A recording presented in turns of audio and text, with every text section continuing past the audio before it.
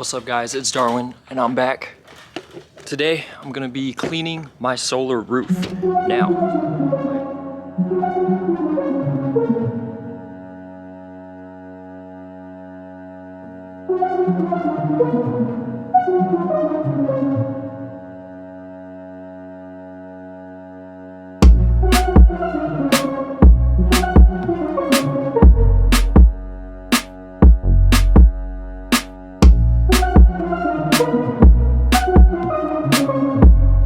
I am climbing onto my roof right now. Don't try this at home.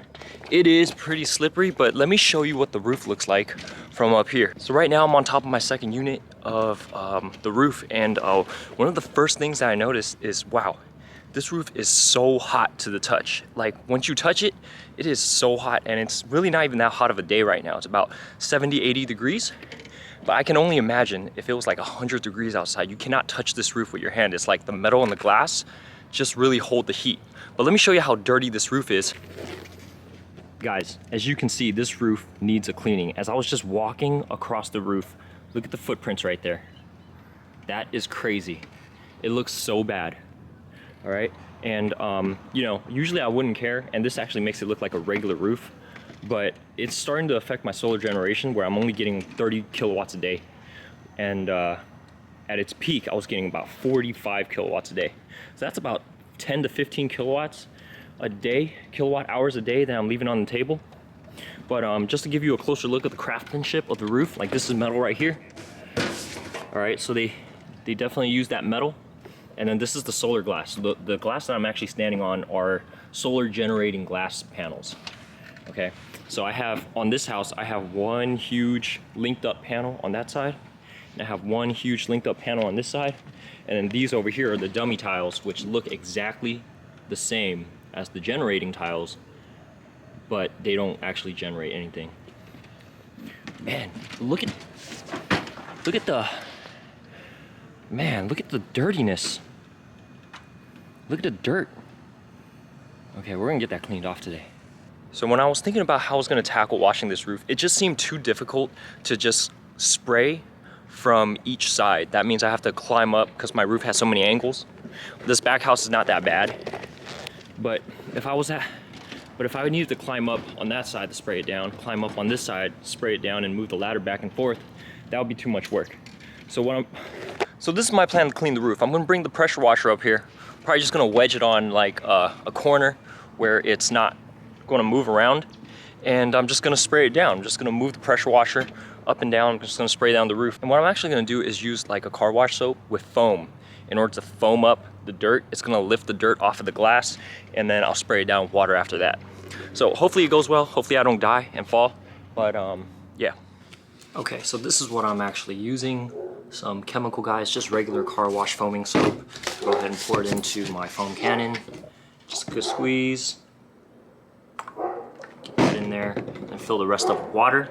Attach it to the pressure washer, and I'll be good to go. And that's it. That's the soap I'm using. Make sure it's nice and pink so it foams up real nice and lifts that dirt. Hey guys, just want to remind you guys to go ahead and like the video, subscribe to the channel if you like videos about tech that could change your life. If you don't care to watch the footage about me washing the roof, go ahead and skip to the end of the video. I'll have the timestamps in the description below if you want to just see what kind of impact washing the roof had on my solar generation. So enjoy.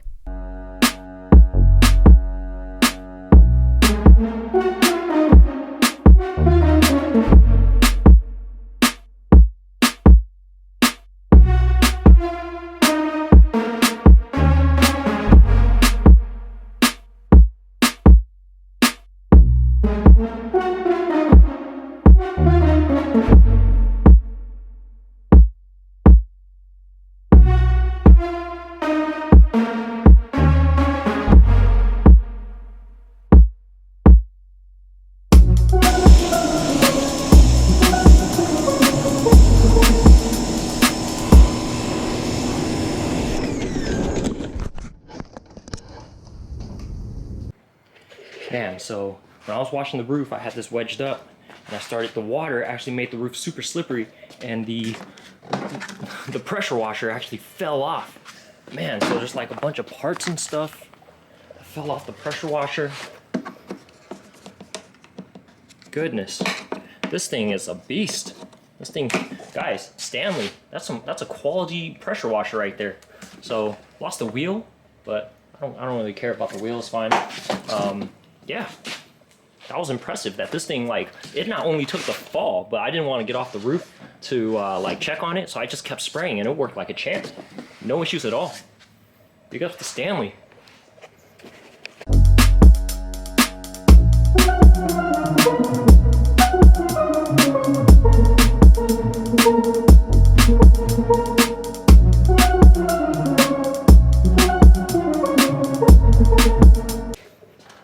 Alright guys, so I let the roof dry for a little bit. Let's take a look at how it looks like now.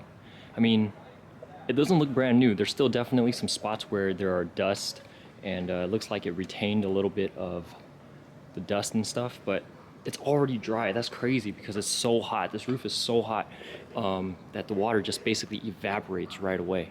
But as you can see up there, because this is the spot where I actually sprayed from afar, so I wasn't able to really clean that spot off. I may have to come back over here with like a soft water softener filter so that I can really clean this stuff off. But I checked my solar roof production and it's already up, so that's a positive. It doesn't look as bad as before, but it's not perfect, and I really, at this point, I don't mind. If there is more solar generation and it doesn't look like that, let's see. So this is the roof that I haven't cleaned yet. And this is the washed roof.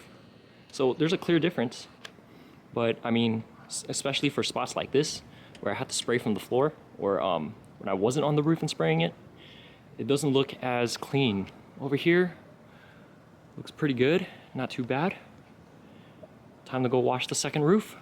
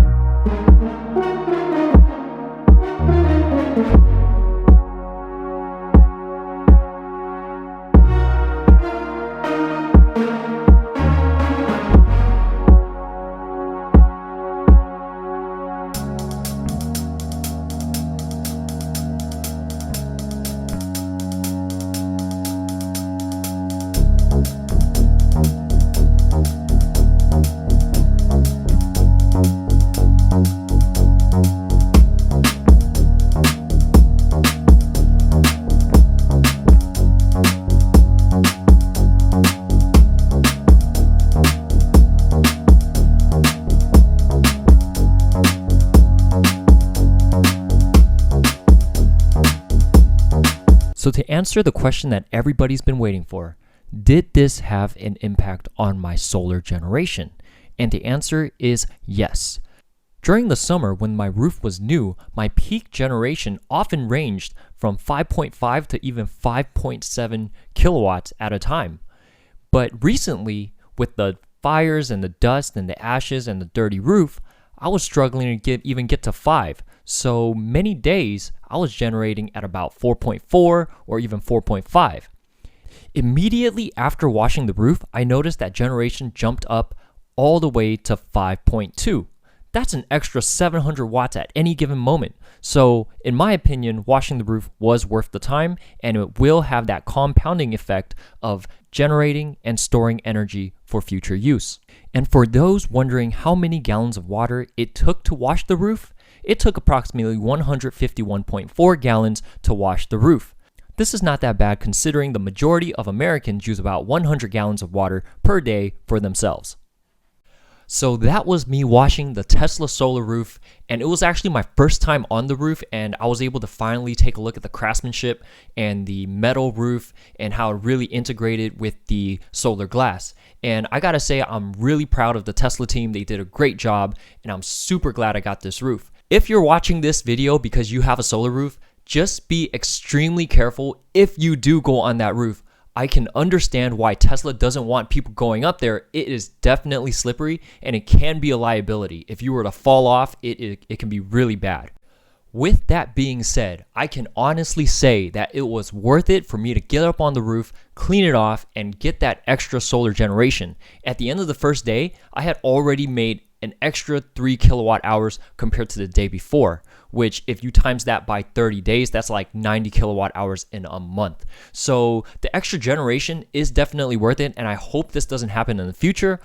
Hopefully there's going to be either more rain or there's not as many fires in California, resulting in so many ashes and dirt and things in the air which landed on the roof. If you enjoyed that video about my Tesla solar roof and how I cleaned it, make sure you check out my other videos that journeys my whole experience from ordering, placing the roof, cost comparisons, my first energy bill. All of that stuff can be found on my channel. Please subscribe, as I do plan to make more videos about my roof and everything Tesla related. So once again, if you do enjoy videos about my roof, my car, anything that can help you win at life, my name is Darwin, and I will see you guys in the next one. Peace.